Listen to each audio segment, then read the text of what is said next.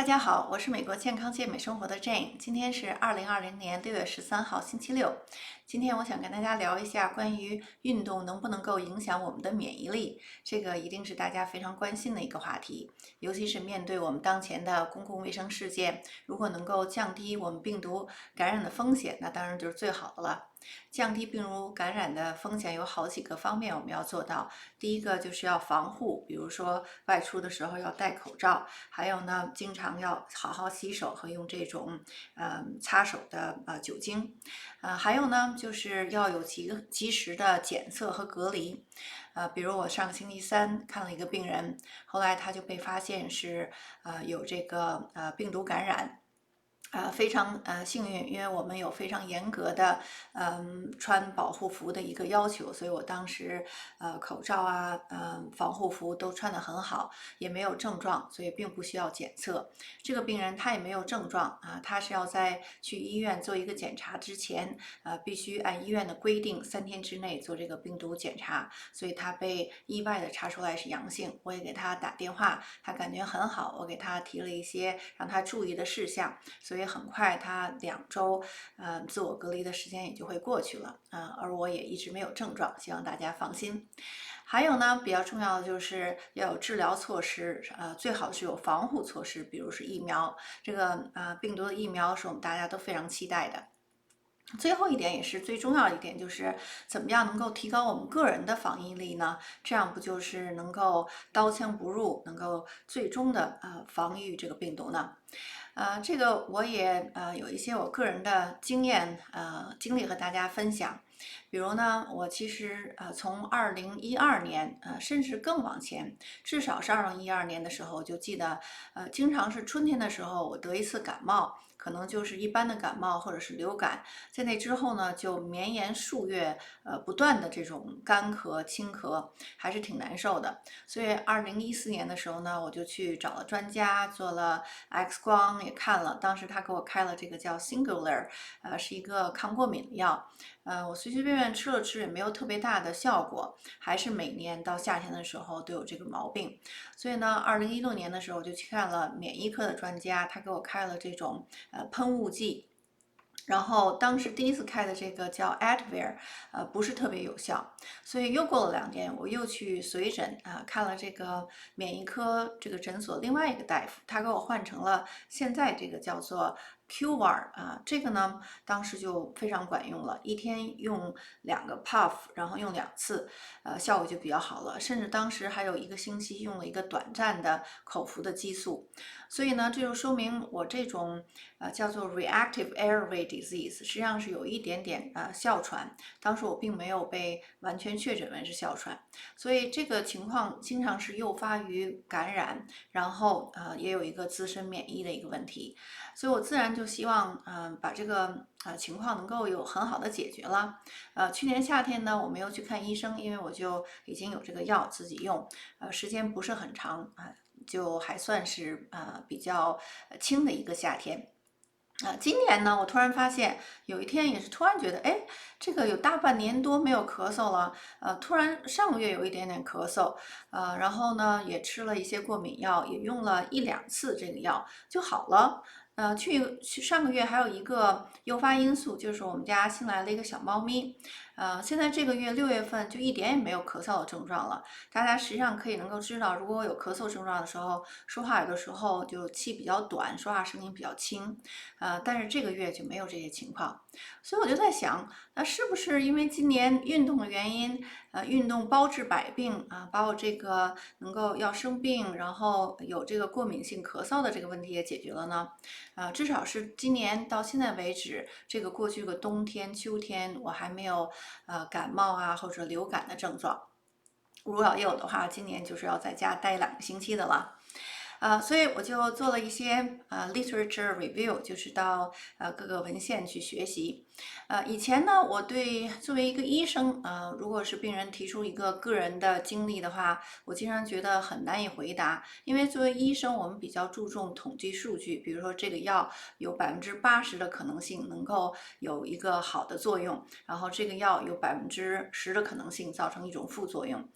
但是对于我们现在要执行 personalized medicine，就是说个人性、个性化的一个医疗治疗的话，这个每个人自己他的过程啊，自己他的体质啊，就是一个非常重要的。所以我现在作为一个病人或者是一个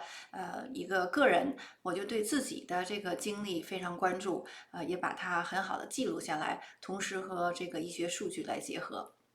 所以呢，我看到一篇今年3月份发表的这篇医学杂志上的文章，它的题目叫做 "Can exercise affect immune function to increase susceptibility to infection?" 这个课题就是说，是不是锻炼能够影响我们的免疫系统，能够增加感染的可能呢？因为以前一直有理论说是过度训练会造成身体更虚弱，容易感染。比如说那些跑那个马拉松的，他们会不会有增加感染的可能呢？所以这篇文章就做了很仔细的研究。它有一个非常好的一个图，我觉得这个图呢特别让人容易理解，就是如果是这个红色就表明感染性易感性比较强，在两头就是说那些成天待着不动，什么也不做，就是天天就是坐车呀，也没有很好的自己安排运动，而且生活中也没有一些都是一些在办公桌前的工作的那些人呢，他的易感性就比较高。但是那些特别运动的特别强，已经 overload 就是超强度运动那些人，他这边也是红色的，也有易感性。但是在中间就是最好了，就像我们中国人讲的，凡事都适可而止，就是做到 moderate。不多不少就是最好的，在这个绿色的线里面，这样呢，它的易感性最低。那怎么样？最终给我们的每个人的那个要求是什么呢？这个是一个现在我们大家基本上都接受的一个公认的一个事实，就是说我们能够定期的做一些持续性，但是相对短时间，这个短时间45分钟，对我们很多人来说也不太短了。有的人比如跑步跑个20-30分钟就觉得已经锻炼够了，但是看了这篇文章，我才知道，这个能够一直运动到45分钟，up to 45 minutes。就是这种短时间的中等强度的运动是对免疫预防非常有益的，尤其是对那些老年人和患有慢性疾病的人。估计我这种长期的慢性的季节性的咳嗽也是一种慢性的情况了。所以呢，这篇文章还做了一些实验性的总结这里面英文比较多，我给大家分解一下。我是一个做血液科的，所以对这些淋巴细胞它的分布也特别感兴趣。这个是说的什么意思呢？这个左边这个叫 rest， 就是休息的时候。休息的时候，相对于 exercise 运动的时候呢，我们就发现运动时候它那些淋巴细胞在血液中呢就会增加，2个小时之后呢就会减少了，相对造成一个相对的 lymphopenia。运动之后一个 relative lymphocytosis， 运动之后呢，血液里的淋巴细胞暂时性的升高，然后就降低。同时，我们发现，在肌肉组织里面，比如肺呀、肠啊、骨头啊，还有皮肤表面啊，那些地方它的淋巴细胞就增加了，这是一个很好的事情。这些淋巴细胞是我们机体的一种防御功能，就是比如你有一个小的一个伤口啊，都有一些淋巴细胞过去，它产生一种保护因子，不会让这些细菌啊或者病毒进到我们身体来，然后到12个小时之后就基本恢复正常了。你看这边2个小点点，这边最后12个小时之后也是2个小点点，所以这个过程就是作者所为我们贡献的，就是在运动的时候，这些淋巴细胞的增加，还有对这个不同肌肉器官组织的一个分布，是影响我们免疫力的一个机制。好了，那我们有些什么结论呢？这篇文章的专家也推荐，这个是一个公共的推荐很多搞心脏科的也推荐这样的运动程度，就是每周150分钟的中度剧烈运动 （moderate vigorous exercise。这个具体什么意思？怎么样用心率来衡量？用哪些运动来代表中度剧烈运动？这个我还会另外开篇来讲。然后呢，另外也推荐有2次阻力性的训练，这个是大家都能够接受的，非常好的一种运动习惯。我觉得这个还不是据数据上说，美国人只有1/5的人能够有这样的运动习惯。我以前在去年9月份以前是没有这样的习惯的，现在我基本上做到了。我基本上每周至少2到3次。一个 full workout， 那个大概能够到45分钟到1个小时，包括热身、负重训练和还有这个拉伸。然后呢，另外的3、4天呢，都有一些拉伸运动啊，HIIT 这些运动，所以总共我觉得是到了150分钟。以后我还会再会开篇写一下如何用一些辅助性的帮助的APP，比如说我用这个 Fitbit 就可以很容易的知道我一周练没练够150分钟。我最近呢也在想增加一些肌肉的灵活性，就是拉伸运动所以这个在负重训练上可能会稍微的从以前的1周4次减到1周2到3次。这种样的运动是能够坚持下来的话，是对我们提高免疫力有益的。而且呢，再次重申，就是运动过程中，免疫细胞在血液和组织之间的交换，能够提高我们自身的免疫力。还有呢，文章也提到这种对病菌病毒的易感性有很多因素影响，包括营养够不够啊，是不是心理压力、各种生理压力很大呢？还有是不是有熬夜呢？就是你这个昼夜颠倒、生活习惯搅乱呢？还有就是说你睡没睡够觉，这些也是在我本身有体会的。有很多次，比如我去年感冒咳嗽，就是因为去年7月份的时候回国，然后呢去华山玩儿，那时候天气也非常热，然后又玩的比较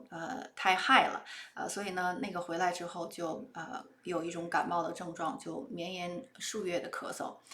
所以这些呢，也跟我们提醒，如果你觉得自己最近压力比较大，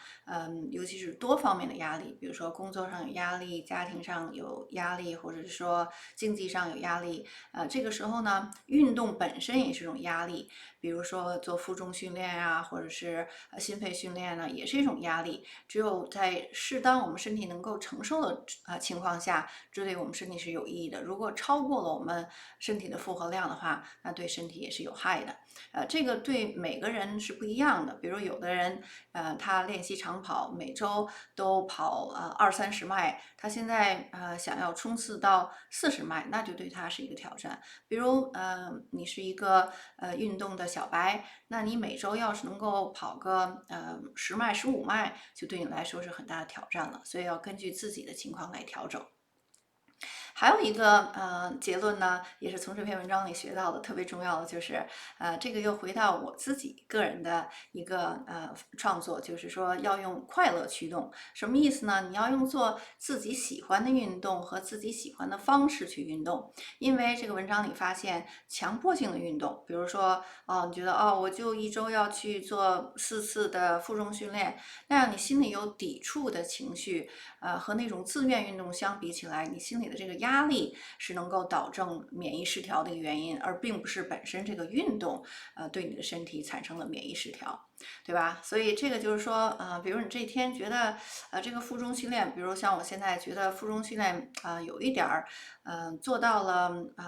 稍微有一点儿觉得都是很重复的。我现在采取的办法就是和教练学习一些新鲜有趣的运动，然后呢再学一些新的这个拉伸运动和挑战一些新的体能训练，比如说做引体向上，然后练习短时间。我以前做17个、16个、15的波比跳，现在我比如说就做1分钟，看能不能做的多一些，而还很标准的波比跳，这是一种新的方式。我们的身体对新的方式呢，